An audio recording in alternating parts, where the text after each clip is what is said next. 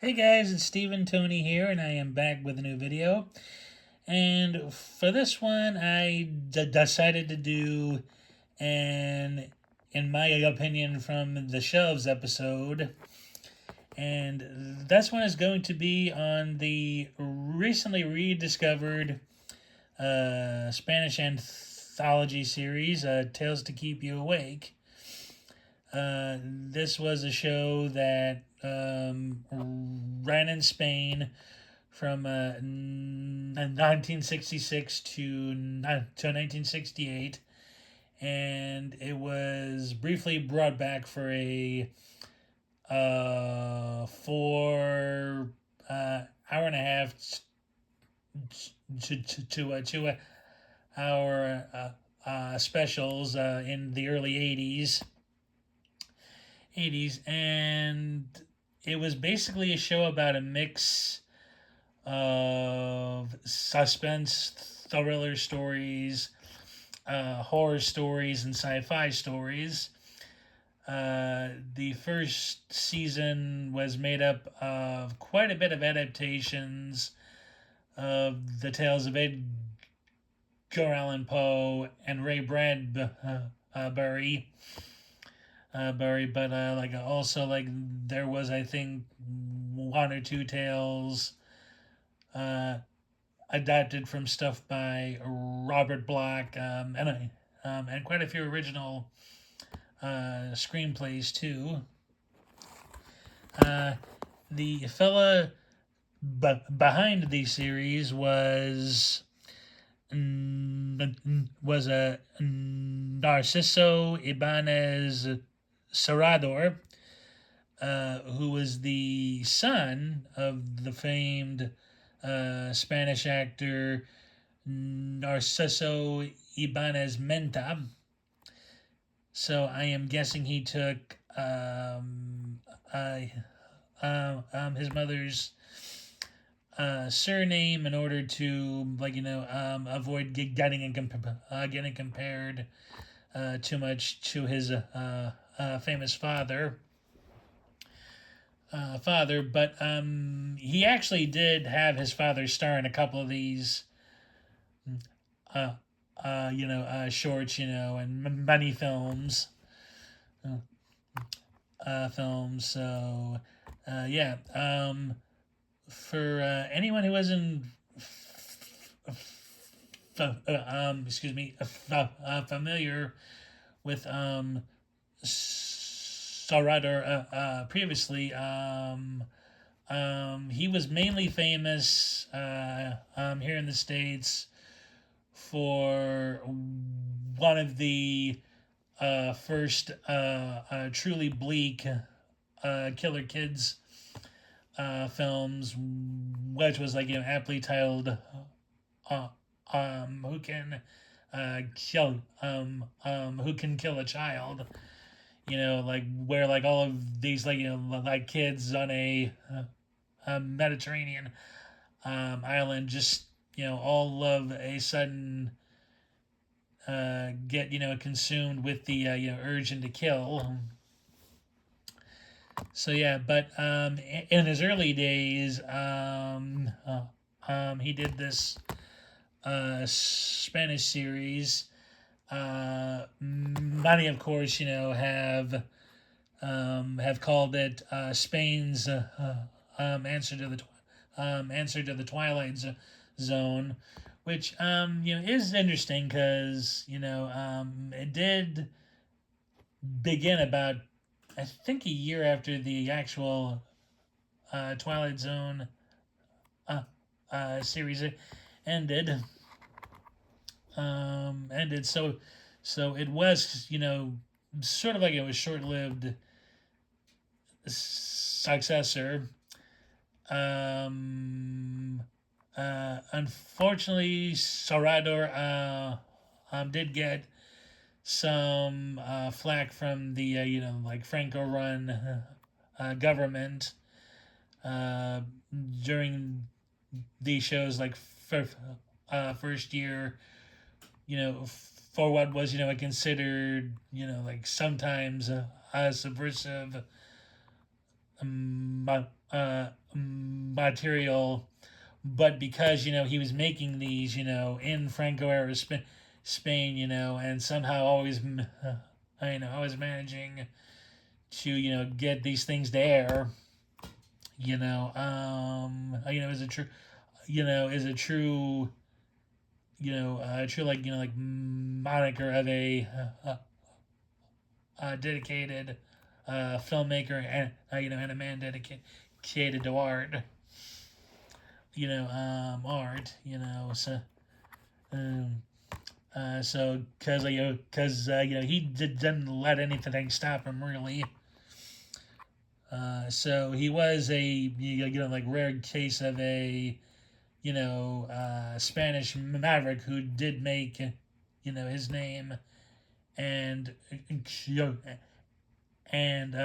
career there. Like there, yeah. Now these were all shot on videotape, mainly in sound stages. So the physical quality of the like prints aren't spectacular, but the stories in themselves are very good, and they're mainly driven by the cast and the dialogues, and also the overall atmosphere. I haven't watched all of those yet, but I'll point out two or three of my favorites on here so far. The first really good one is called the Cask, and it's based on the Poe story, a cask of Amontillado, and it which is pictured on the like back here, and a spoiler, so so I won't go too much into there, but the story itself initially feels like it'll be like a mundane thing, but and it actually does start out as that, but as the episode progresses, you start noticing more and more of it tension, like that, like certain characters like may know more than they're like telling. um Sarador basically like like changes it to this wine merchant, like is having like marital troubles, uh and this traveling salesman uh comes to the town.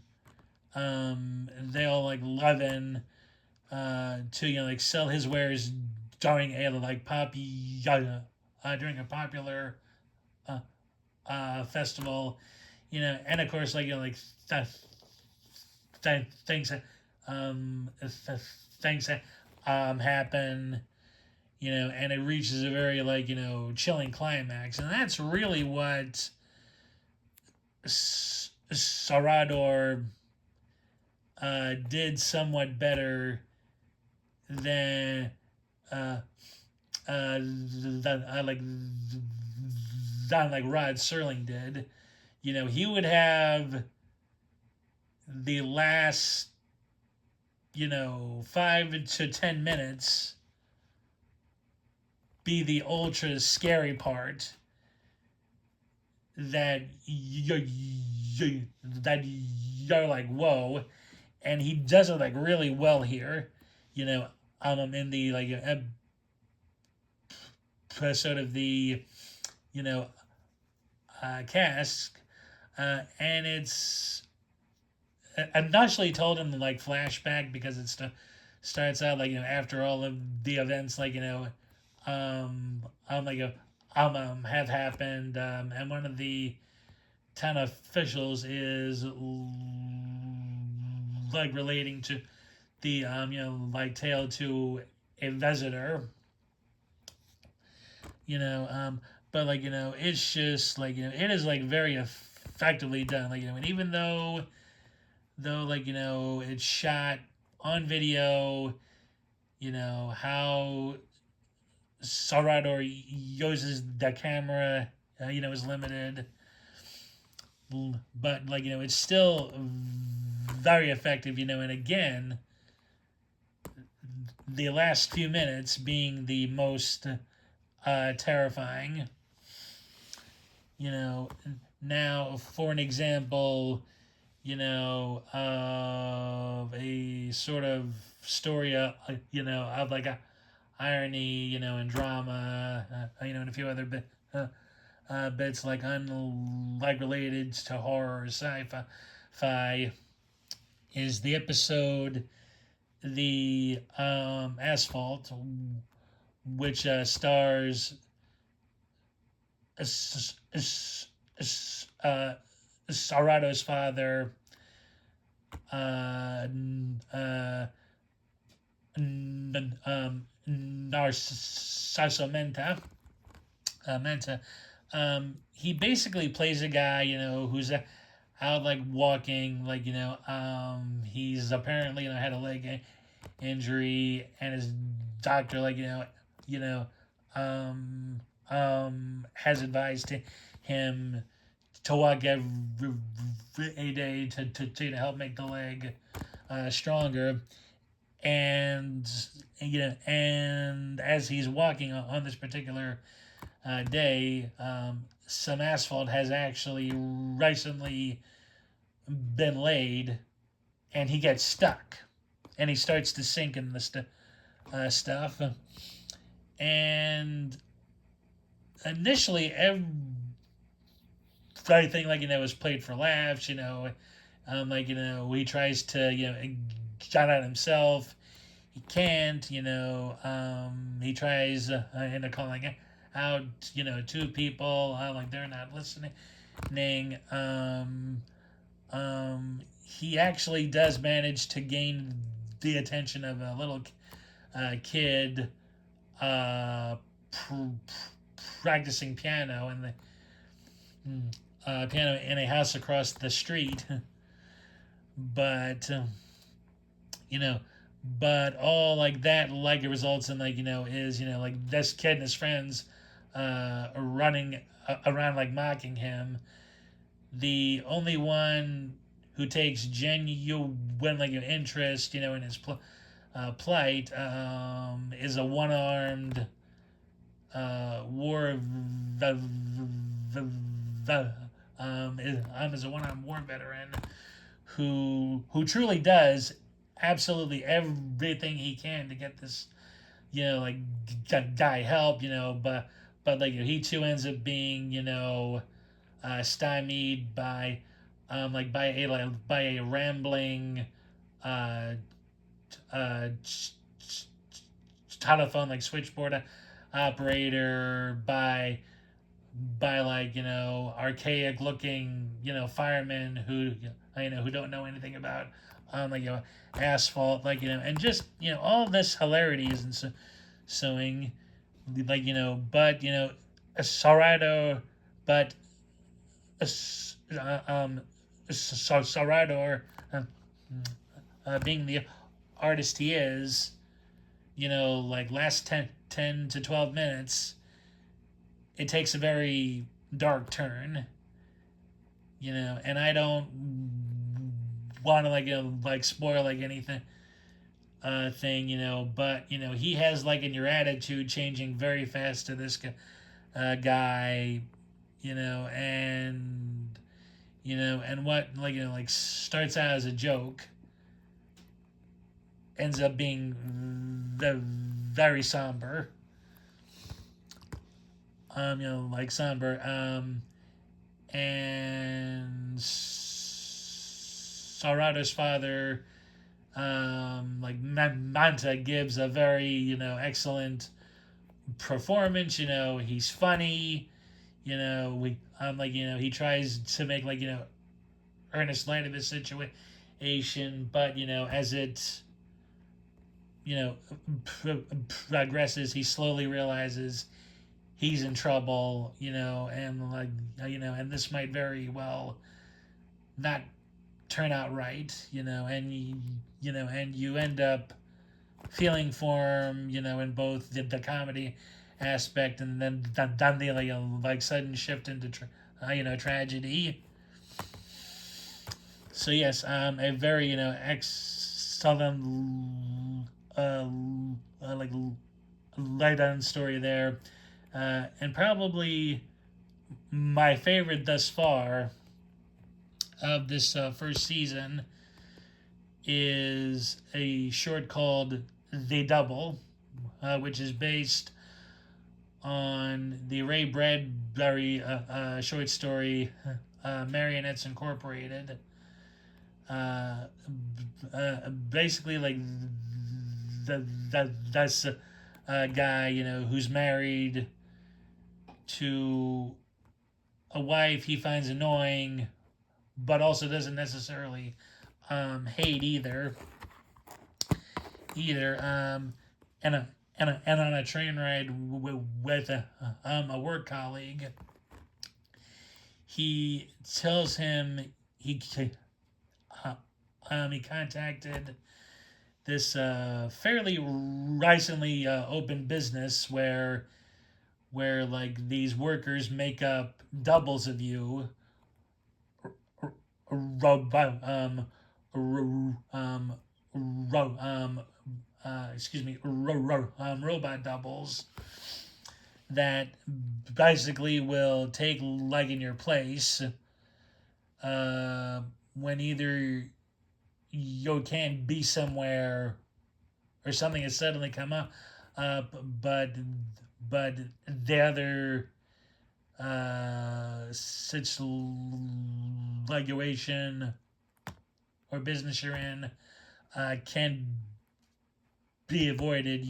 You send the double in your place. So he orders one to basically like dote on his wife, like endure her nagging, and this guy's friend says he's bored like in his marriage, like he knows his wife loves him, but their married life has gotten stale. So he's actually gotten convinced by this friend to order one himself. But then, as he's going to do so, and his buddy plans on heading out on like one evening, again, things take a very weird and frightening turn.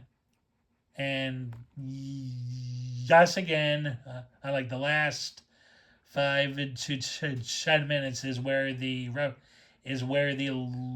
like a revealing irony and scariness comes out of it, and it is done to absolute perfection. Like in this one, I hadn't read the Bradbury story that's of course like it was based off of so when I saw the ending of it, like I was floored, and also a second revelation that happens prior to that ending, like is also very well done and something I hadn't seen coming. And the and the performances are great. The lead actor who plays the guy who already has his double, he does great as both the real guy and his and the I like robot. It is just very effective. And for any, and it proved that Bradbury was, like really great as a sci-fi writer. Um, uh, um, Out of all of the first season episodes, six are actually based on his stories. Like one of which is a two-parter uh, uh, called the Cellar, which is based on his story. Boys grow mushrooms in your basement, which was also done for his 1980 series, Brad Barry Theater, and another good tale of Brad Barry's in here is slightly more of a horror one. It's called The Smile, in which a future civilization destroys everything related to art, technology, and advancement because that because their ancestors have left most of the world in ruins, and that man's need to to better himself only leads to and their um belief, I should say, that man's you know uh uh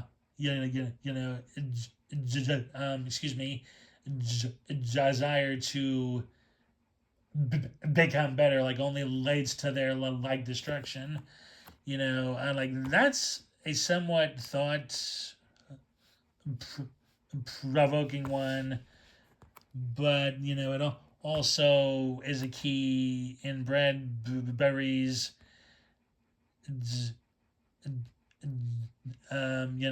dissection of absurdity and you know of a contrariness, like, yeah.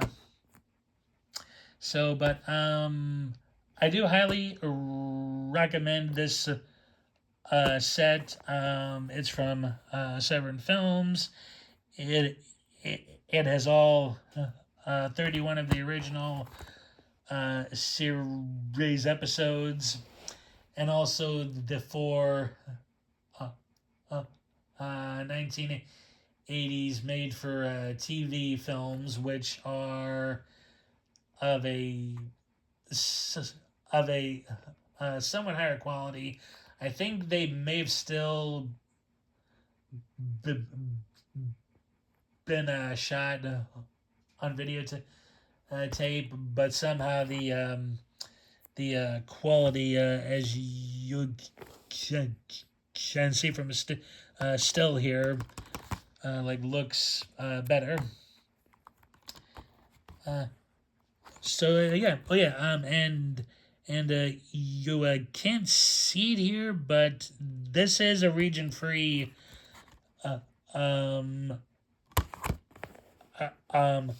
edition. So like whether you're in the U.S., in in the